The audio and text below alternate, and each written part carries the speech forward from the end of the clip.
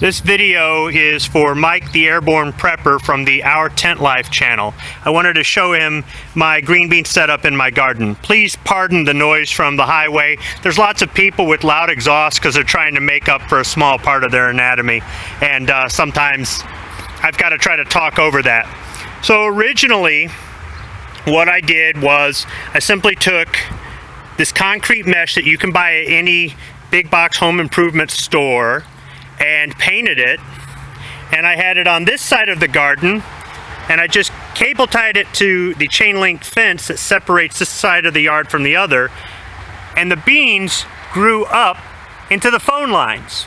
And that gave me an idea of just how high up these beans will grow, these pole beans will grow if you let them. And I thought, you know, that's probably not a good idea. So what I decided to do was move them over to this part of the garden, and I got the idea from the Mouse Toes channel about enclosing the garden in something tall enough that deer couldn't jump over them. So this mesh form here worked out to make a very simple fence that allows things like raspberries to grow into, and it keeps the deer out of. It's inexpensive, it's easy to make, everything's cable tied together. I simply just use 2x2s. And I've got 4-inch PVC in the garden here that I use to put some of it in, the removable pieces. I made this where I could just lift it out. I can simply just lift this out, and this is my door, but it also keeps the deer out.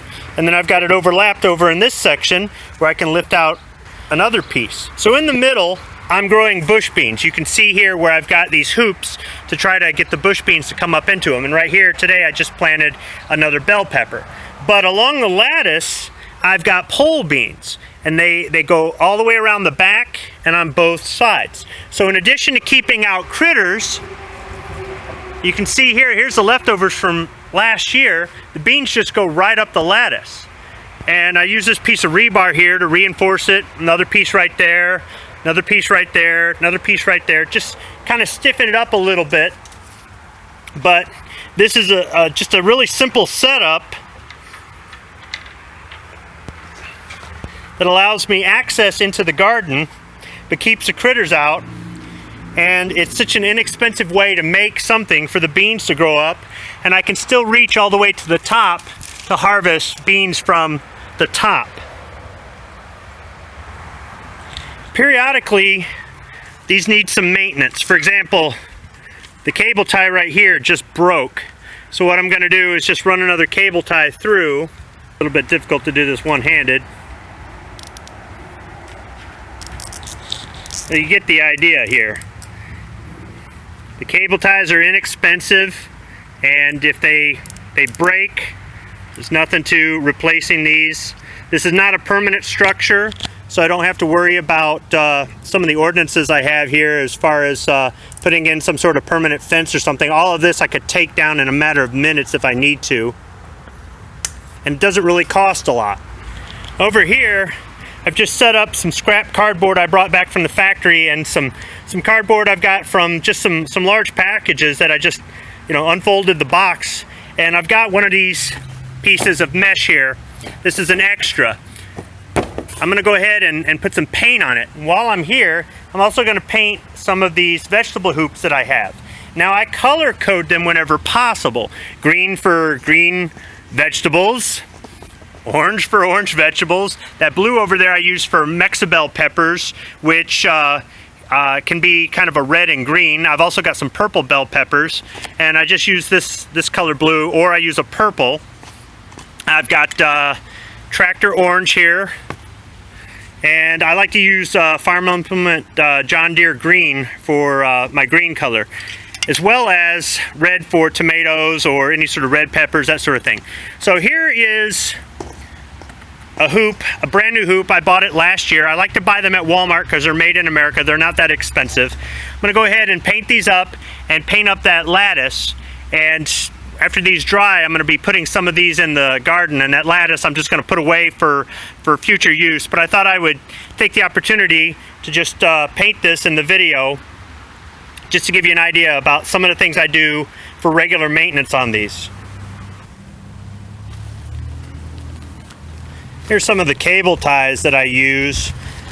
These green ones I ordered from McMaster Car, and these black ones I got at my local mom and pop auto parts store. They sell American-made products instead of the cheap Chinese cable ties. I recommend getting a UV resistant cable tie if at all possible, but if you want to color code them for your vegetables or just to match whatever you've got in the garden, you can get that sort of thing. And it's always good to keep cable ties around for all kinds of different things. As far as painting these up, I do store them outside. I try to put the hoops away in the shed for the winter, but this last season I left them out and they seem to do okay. But as long as I do some touch-up paint the beginning of the season, the end of the season, I can leave this stuff outside or put it inside if I want. The wire mesh is a little bit big to put in the shed. Sometimes I will touch this up at the beginning of the season or the end of the season when I haven't planted anything yet, if the weather's good enough for it. So you can see nothing to it as far as spraying. It's just a quick touch up. It's nothing, I'm not trying to do artwork here. Clean off a little bit of overspray on my hand here with some carburetor cleaner.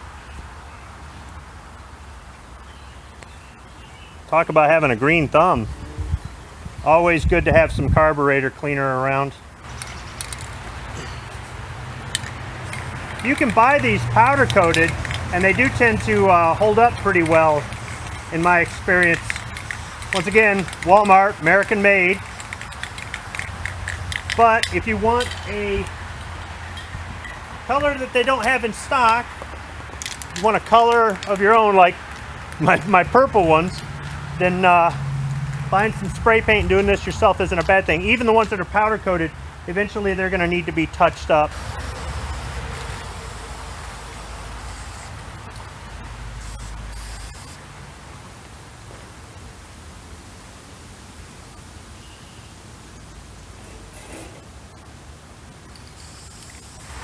Here's one of those powder coated ones that I had mentioned. Sat out all winter, and you can see it held up pretty well. There's not a whole lot of touch up that I really got to do with it. If I get some overspray on the other stuff, I don't care. This is mostly for rust proofing, and then secondarily to identify the plants a little bit faster. That's all. So not a whole lot I got to do as far as touch up on this. So this one here looks really beat up, and it is, but I can keep using it for a while. Just go ahead and hit it up with some paint.